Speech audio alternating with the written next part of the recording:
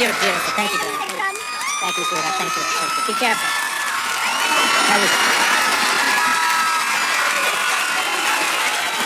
Great. That's so great. Never met her before. She's amazing. What was he doing? You notice? He had her hands up. And then he had his hands back down here. That was like the same pat Schwarzenegger gave his maid before El Hellbent. Hey, this is an idea from Argentina that is threatening to spread to the United States. There's an event company that specializes in fake weddings, like the one Kim Kardashian had with that basketball player.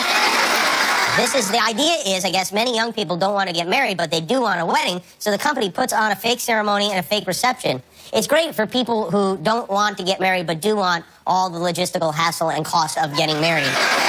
Kind of the thing is that I don't even like going to weddings for people who actually are getting married. I can't imagine writing will attend on an RSVP for a fake wedding. Listen, there are already weddings for people who don't want to get married. They're called weddings, okay? Things would be very different if I had been tried. You know, I'm not just the host of a show. In the daytime, I also preside over a courtroom. It's kind of like Judge Judy, but without the Judy part. But the cases are real. We went to LA County Small Claims Court. We found some real cases, litigants and whatnot, and persuaded them to let their cases be heard by me, also known as Judge James. This is the plaintiff, Mike Mackay. He claims the defendant, Gene Stinnett, a legendary hot rod mechanic, did a subpar job replacing the engine in his classic car. When his automobile would not go fast, he was furious. He's suing for $5,000. This is the defendant, Gene Stinnett. He claims he replaced the engine 4 years ago, and its failure after 500 miles was due to an oil pump malfunction caused by the plaintiff. It's the case of the little engine that couldn't. Raise your right hand. What you're about to witness is real. Participants are not actors. They're actual litigants with the case pending in civil court. All parties have agreed to drop their claims to have their case decided here by Judge James.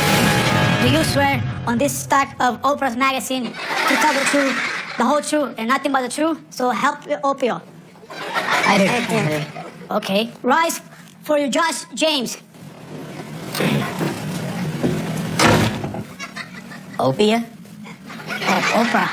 I make a mistake. All right. You may be seated. Sit down in the courtroom. The litigants are... The what?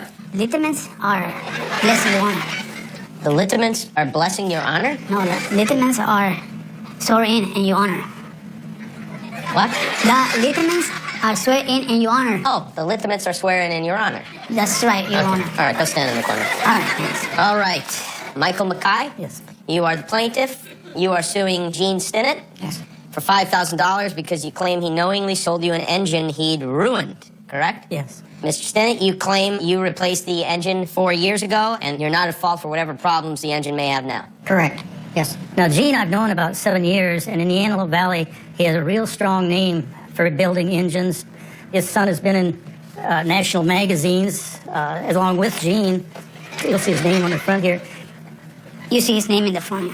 Okay. And in the articles, his son gives credit to his dad for him learning how to build these engines. Sounds like Mike is a big fan of yours, Gene. Oh, I always was. He and I were great friends for about 7 years. But you're not now. No. Why? Because all I've been through. As I talked to him about putting a new engine in the car, he said, well, I'll just build you an engine. The first day that we got the car, as soon as I pulled out, the oil gauge was bouncing around 30 pounds. So I went home, called up Gene, and told him, Gene, something's wrong with the oil pump. Can you check this thing out? And he said, there's not a thing wrong with it. He blew up. I know every screw, every bolt, everything to that car. I used to drag race myself for a lot of years. And, Drag racing is when you race dressed as a woman? Pardon? Well, no. Gene, what happened? Why didn't you go over to check it out? I knew it wasn't the oil pump, Your Honor. Thanks for calling me Your Honor, by the way. I appreciate it. It's nice, right? Yeah, it's very nice. It is nice. Thank you. You knew it wasn't the oil pump? Why? Because we had tests on the test stand, and it held a perfect 60 pounds. If you look at the specs from a General Motors engine... Guillermo, do you understand any of this? No, but I want to use the restroom. Can I take it Go over? ahead. This is boring. Your Honor, I represent Street Rodders Against Drugs. That car has been to numerous schools. What is the program, Street Rodders Against Drugs? I take the car to schools, talk to kids, and saying, instead of getting involved in all these drugs, spend your money in a car, build a car. And now you realize it, maybe you made a mistake, and maybe drugs would have been a better idea. Well... Right, Gene? That's right. Correct.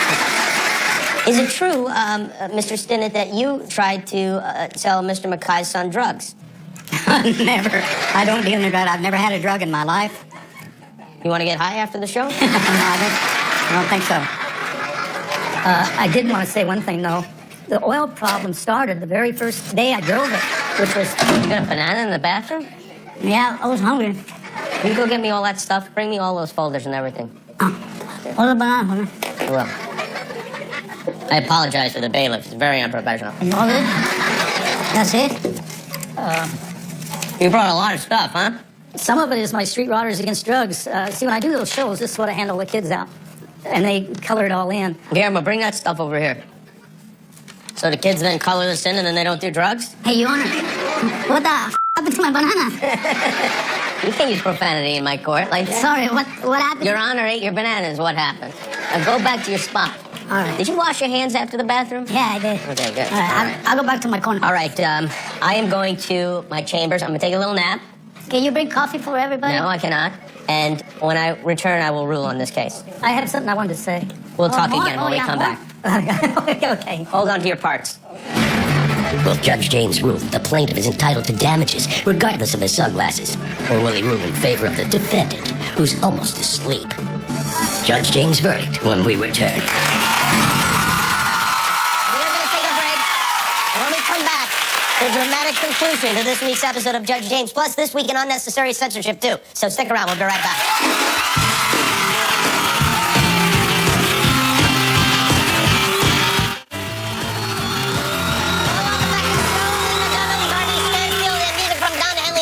But right now, it's time for justice to be meted out. We rejoin the case in progress in the thrilling conclusion to Judge James. This drug-free daredevil dad claims he bought a bad motor. And this grease monkey grandpa wishes he was home watching The Mentalist. Judge James is about to rule. Let's listen. Well, gentlemen, you both seem like very nice guys. You both seem like earnest guys. I had one thing I wanted to say. Your What Honor. was that? Oh, my God. This is what the problem really was. Yeah. Listen. I don't know anything about cars. I'm totally confused. I'm bored. Yeah, I'm me starting too. to get hungry. Yeah, me too. What I'm mostly concerned about is your friendship. That's, I think, what needs to be reestablished here. So I know that you're the defendant. You're not actually suing for an amount of money. I know you are suing for an amount of money. What I would like to do is give each of you $2,500 on the condition that you kiss each other in this courtroom. Do you accept this? No. What about a hug? Mr. Mackay, I will advise you that this would be a very wise move.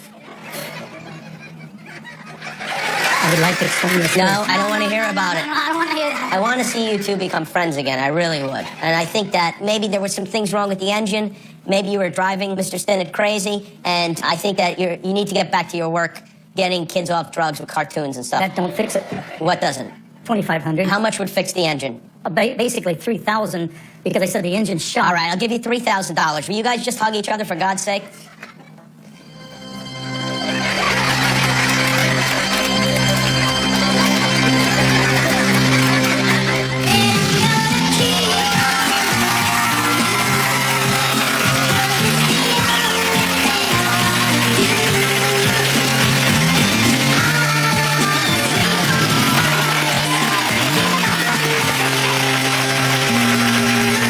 I rule in favor of everybody.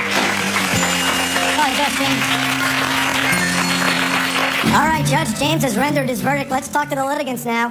First, the defendant. Now, you were awarded $2,500 just basically to hug the plaintiff.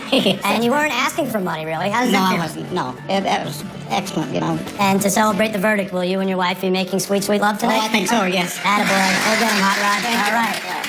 All right, and now we have the plaintiff. Plaintiff was awarded $3,000. Congratulations. Thank you. Do you have a message for children out there, for kids? Stay away from drugs. Here's a good example of a guy that never did drugs. All right. There you go. Good job. It's going to be a total stoner. On the next Judge James. What is a three-pronged champagne party? The whole thing was tacky. She said it was $600. It looked like $6. Who's this naked person? Chili, that one, I don't know. All right. Well, you know what? I really don't know. It's inside like a lambskin glove. Now, one more thing. It's Thursday night, which means it's time to bleep and blur the big TV moments of the week, whether they need it or not. It is this week in unnecessary censorship. salary should be off the charts. Mets fans should be f***ed up. Could this be the year? Baseball needs a kick in the butt. How many marshmallows can Jennifer Lawrence fit in her? You know what SAD stands for, SAD? Another Ever had the desire to on an airplane? I went out with a cop. What does that mean? use the handcuff? Let's just say I got a lot. I have a bigger than you do, okay? Believe me, I have a very big. You and Peyton Manning came in together. You've never Peyton Manning. Man, it'd be great to get my hands on one of Peyton's balls. Hey, I'm gonna you gently from behind. You had the whole cop in there, and it's coming out. I'm Rebecca CBS 2 News. All month long on In the Kitchen with David, we've renamed it October. Holy bunnies, you won $10,000! Rubbing it like this will warm it up in no time. Maybe I need to rub it a bit harder.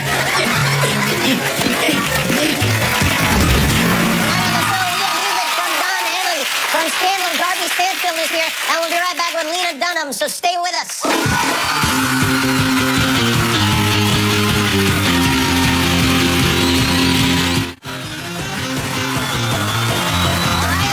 Welcome back to the show tonight from Scandal. Darby Stanfield is here, and then later, his new album is the #1 country album in the United States of America. It's called Cass County. Don Henley from the Samsung Outdoor Stage. Don Henley. Next week, we have quite a lineup of guests, including Kirsten Dunst, Taraji P. Henson, Nathan P. Fillion, Justin Thoreau, Nathan Fielder, Matthew Fox, Scott Foley, and we'll have music from Purity Ring, Byron Bowers, Father John Misty, and Duran Duran. So please join us for every single one of those.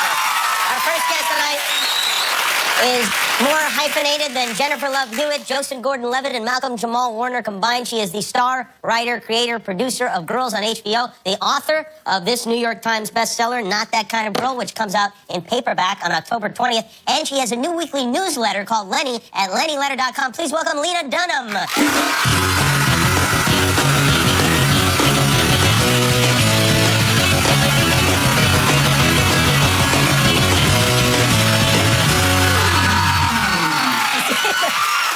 It's great to see you. Look great. You seem so comfortable in those high heels. I thought you were going to tumble out onto the floor. It's really problematic, and I keep being like, if anyone's gonna change up the industry standard and say, no, I'm gonna wear flats, it should be me. But It should be you. I can't but do it it. won't be you. Nope. I say this to my wife all the time because she says, oh, they're so uncomfortable. And I say, well, stop wearing them. You don't have to wear them. your wife doesn't look like a limping baby elephant. Like, your wife can move. I've seen your wife move across the room in high heels, and it's not a shame. And still, she has a process. At the end of the night, they hurt. And then they say, well, we don't wear them for men. We wear them for each other or whatever. That's a lie. That's a lie. That's a lie. If I was trying to dress up for my girlfriends, I'd wear like a cute loafer.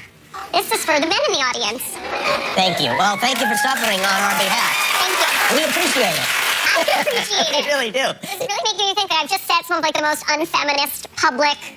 Listen, what you Dialogue said is in my true. life. It doesn't matter if it falls into an ist category, right? Thank you so much. Right. You were on TGIT last season, but tonight is what we call TGIT. Yeah, thank goodness it's with Thursday. Scandal, and yeah, thank goodness it's Thursday, and How to Get Away with Murder. You're a big fan of Scandal, and so did you decide to be on Scandal? And they said, yes, we'd love to have you?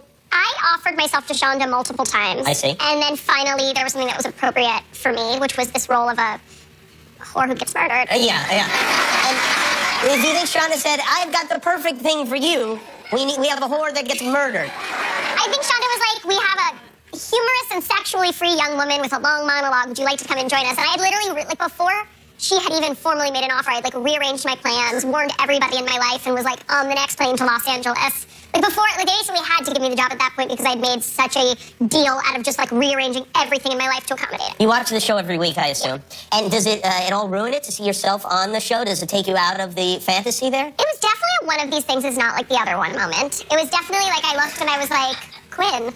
You know, it's Quinn. It's Darby Stanfield herself. Yes. Look, it's Olivia Pope. There's this, like, weird girl kind of creeping into the edge of frame in a wig. Okay, I'm just gonna have to let that slide. And now Huck is slitting her throat on the show. Yeah, I was excited because in the first draft, Huck didn't murder me. Somebody else did. I don't know if Shonda... By the way, I'm literally more afraid of speaking words that Shonda hasn't permitted me to speak than I would be like if Barack Obama shared a secret with me. Like, I truly want to appease her. So if I just shared a secret, Shonda, I'm sorry. But yes, in the I first wouldn't worry draft, about it too much because you're not coming back to the show. Your head is basically cut off. it's 100% true. Did it upset you at all to watch your throat be slit? I loved it. It was some of the most fun I've ever had shooting a scene. They had this kind of like tube that went up the back of my sweater and then shot blood. There was like a guy like 5 feet from me this way with a little cord, and then the minute that I pretended to die, blood came spurting out of this contraption in my neck. I was fascinated by the entire thing. I will tell you, my father's never watched the episode. He finds it too upsetting. Oh, he does, yeah. Well, that's good, I think, isn't it? I was like, or is this just an excuse to like not stay caught up on what I'm doing? Is this just a convenient excuse for you? Did your mother watch the show? Yeah, my mom and my sibling Grace came over to watch the show with me. I was like, we're gonna have a little scandal party. It's gonna be super cozy. But I'd also been instructed to live tweet by Shonda Rhimes, Yes, President of the United States of America. And so I got really frustrated because they were talking so much and interrupting my ability to understand what was happening in the show and to live tweet it properly. They were talking throughout the show. Screaming their heads off. And you can't expect to watch your own murder with your Jewish mother and have her be silent. Like, that's not going to happen. So, like, there were a couple times where they were, like, a little critical of my acting. They were like, that was a moment when it was more like Hannah. It was less like this character. They were like, we could tell for a minute that you were not in it. And I was just like, thank you so much for your feedback. This is why I invited you over and ordered you this lavish Chinese meal. Speaking of Hannah, you finished with the season of Girls. I know it's Yeah. We finished season 5. Shot it, and you went to Japan this season. Now, is that something you just decided I would like to go to Japan, so I'm going to write into the show? Actually, my producing partner, Jenny Connor, said I would like to go to Japan, so I'm going to write it into the show. Nice. So, yeah, we really just did some practical wish fulfillment. And, you know, it's hard to talk about what we did in Japan because so many of the places we went correspond directly with plot points. I'm wondering why you went to Japan, but don't ruin it. You're going to feel, I hope that it's going to be satisfying for everyone. I will say that I got a urinary tract infection in Japan.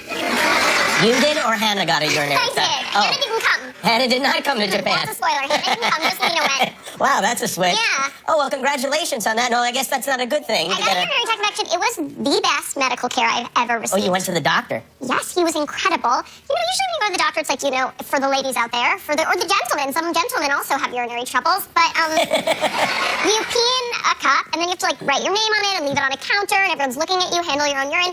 In Japan, where they think of everything, you pee into a cup, and then there's a tiny cabinet just fit for a tiny urine cup.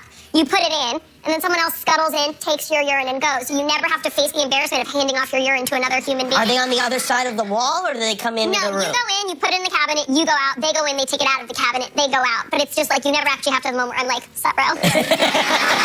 Here's this. And it was incredible. And then usually the doctor's like, really puts you through it and asks you lots of questions. I was just like, I believe that I have a urinary tract infection. The doctor was like, I believe you too, but let's have you pee in a cup just in case.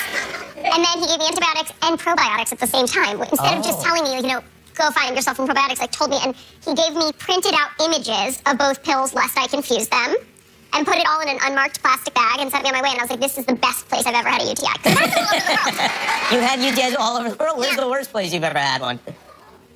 The worst place was Germany. What? I would think it would be completely opposite. I would think the Germans would be great at having UTIs. Well, the communication with the doctor was bad, and it's not because I'm Jewish. It's because the doctor was like a little stilted, and her English wasn't great, and I had already taken, this is great TV fodder that will make my mother proud. I had already taken the pill that like kind of starts to soothe it, that makes her urine bright orange, but I hadn't been able to express to her that I'd taken the pill. So I pee in the cup, hand it to her, and she's like, ah! You're like the craziest color, most fluorescent color it could possibly be. So we like started off on a bad foot. It just got worse. So I would like rate You should write a guidebook of great places to have a UTI around the world. I mean, this could be a really unique travel guide. To be honest, at this point, I bring my own medication. Japan was kind of a fluke. You know what? That's why you're on top of everybody else. Lena Dunham, everybody. We'll be right back.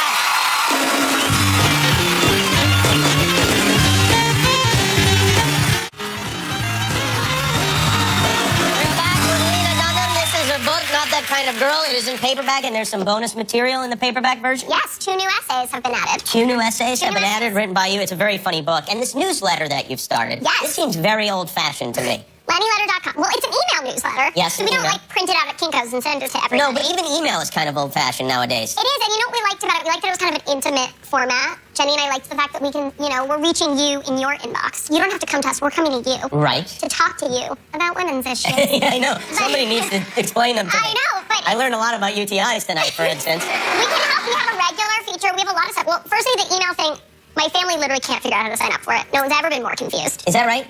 Yeah, I was like, they were like, it didn't come. And I'm like, yeah, no, you had to sign up. It wasn't just like you thought about it and it was going to appear to you. And then I tried to sign them up, but they had to click a verification link in their inboxes, which none of them seem to be able to do. Right, yeah. And I have a tool that lets me see if you're signed up or not. You do? Wow. Yeah. Where does one get such a tool? You get it when you become an internet entrepreneur. Oh, wow.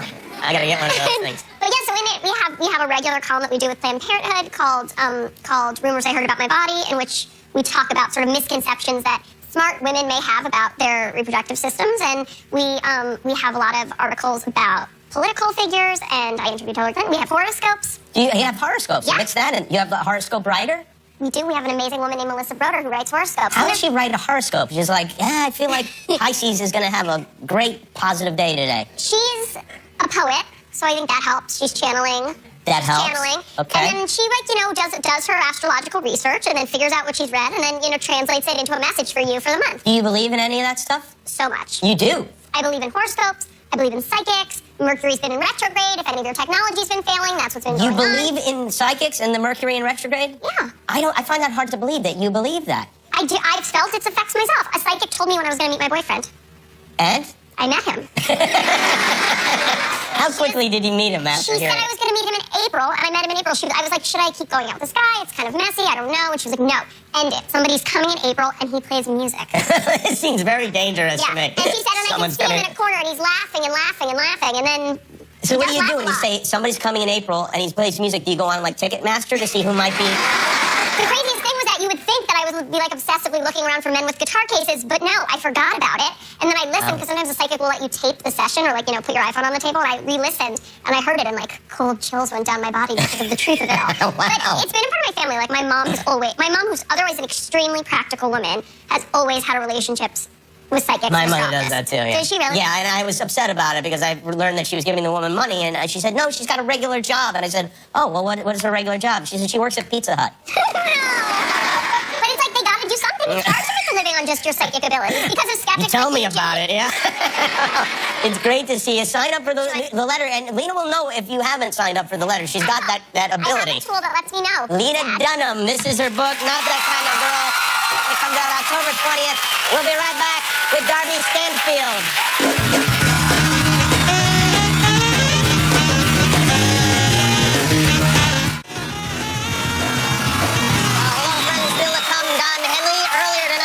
Here on ABC, our next guest told the White House press corps that the President of the United States probably did it with Olivia Pope. She plays the press secretary on Scandal, Thursday nights on ABC. Please welcome Darby Stanfield.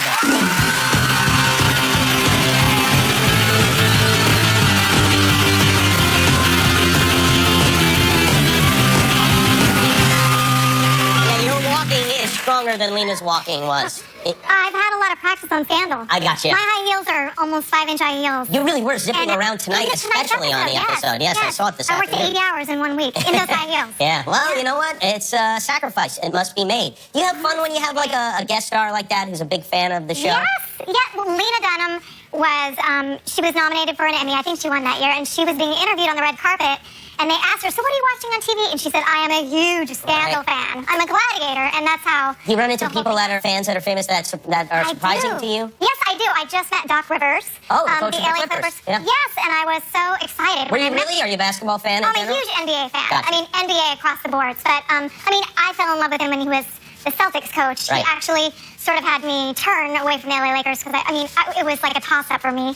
And when I saw him, I was like, Doc Rivers, you're one of the best coaches in the NBA. And he said, Abby, it's Abby. And I was like, you watch Scandal? And he was like, yes, you're everybody in the NBA watches Scandal. That is true. A lot of guys in the NBA watch Scandal. And it is.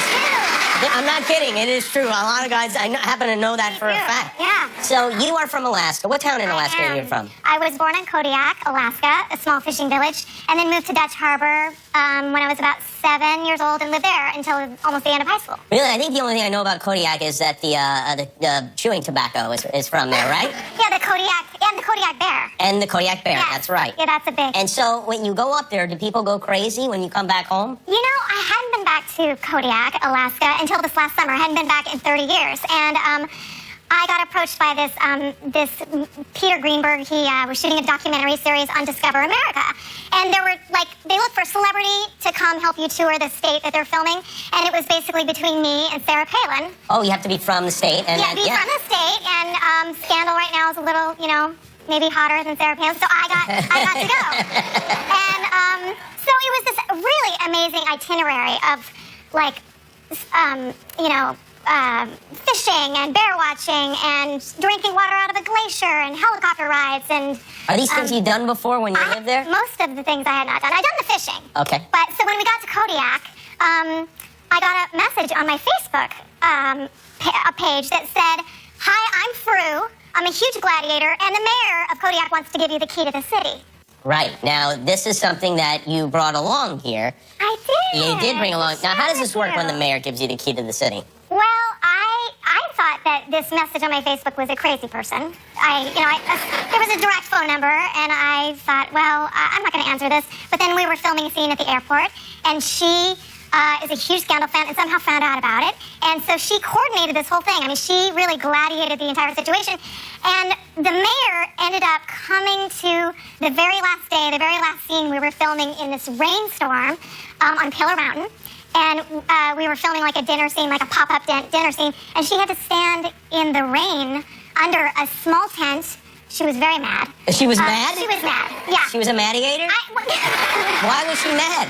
Well, I mean, I think maybe she was, that maybe she was thinking it would go a different way. I see. But we had to film our documentary, and this was, Yeah. it wasn't the top of the list. Right. So she was there with the cook in that little tent while we were with the candlelit dinner and the champagne. Oh, no. And then she comes over at the end of the shooting, and she hands me we have it on tape, and she hands me the key. This is the key This is to the city of Kodiak. Kodiak, Alaska. It's not bad looking, by the way. There's the Kodiak bear. What does this entitle you to, then? I don't know. I'm not sure what it opens, but Yeah. you have to see on the back. This is the Kodiak bear. The Who else shrimp. has the key to the city? Anyone you know of? There's something really important you have to see on the back of this. Yeah. It says www.keytothecity.com. No, come on. And there's a 1-800 number. Oh, yeah, there is. So anyone can have the key to the city? I mean, if you really want to order one, you probably could just call them up. Oh, wow. Get your own made. Well, that kind of ruins it, doesn't it? Yeah. You're going to use this to open a door, and there's going to be a whole bunch of other people in there. Well, congratulations, I guess. Basically, you got like $23 is what happened here. Yeah. But this is probably real gold, right? Well, I would hope so. I would hope so, yeah, definitely. You wouldn't get anything less from keytothecity.com. Well, I hope this is good for their business, and it's very good to see it. Congratulations. It's cool to have the key to the city. You can fish with this. You can catch a salmon with this if you had the right stuff. Put it on as a lure? Exactly. A very big salmon. Now you're thinking, yeah, it's Darby Stanchfield, everybody. Stand on Thursday night, 4 a.m. We'll be right back with Don Henley.